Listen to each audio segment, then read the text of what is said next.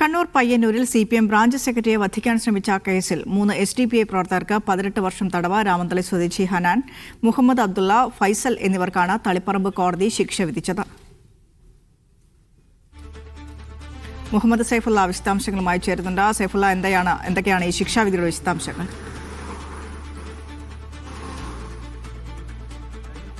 Vinisha, Payyanur Vadakkumpad CPM branch secretary ആയിരുന്ന K. വിജയന് നേരെ 2015 ആക്രമണം ഉണ്ടായത്. അന്ന് ഓണാഘോഷ പരിപാടി കഴിഞ്ഞ് ലൈറ്റ് ആൻഡ് സൗണ്ട് സ്ഥാപനത്തിൽ തിരിച്ച് ബോക്സുകളൊക്കെ കൊണ്ടുകൊടുക്കാൻ പോയ സമയത്താണ് SDPI പ്രവർത്തകർ വിജയനെ വെട്ടിയത്. വിജയന്റെ തലക്കുൾപ്പെടെ അന്ന് പരിക്കേറ്റിട്ടുണ്ടായിരുന്നു. ഈ കേസിലാണ് ഇപ്പോൾ തളിപ്പറമ്പ് അഡീഷണൽ ജില്ലാ കോടതി വിധി പറഞ്ഞിരിക്കുന്നത്. പ്രതികളായ SDPI പ്രവർത്തകർക്ക് 18 വർഷമാണ് തടവ്. രാമന്തള്ളി സ്വദേശികളായ ഹനാൻ, മുഹമ്മദ് അബ്ദുള്ള, ഫൈസൽ തുടങ്ങിയവരാണ് പ്രതികൾ. ഇവർ കുറ്റക്കാരാണെന്ന് കഴിഞ്ഞ ദിവസം കോടതി കണ്ടെത്തിയിട്ടുണ്ടായിരുന്നു. ഇന്നാണ് ശിക്ഷ വിധിച്ചത്.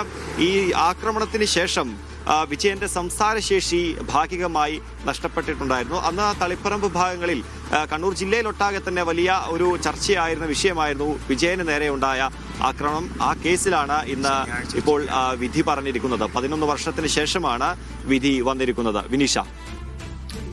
മുഹമ്മദ് സൈഫുള്ള നൽകുകയായിരുന്നു വിവരങ്ങൾ.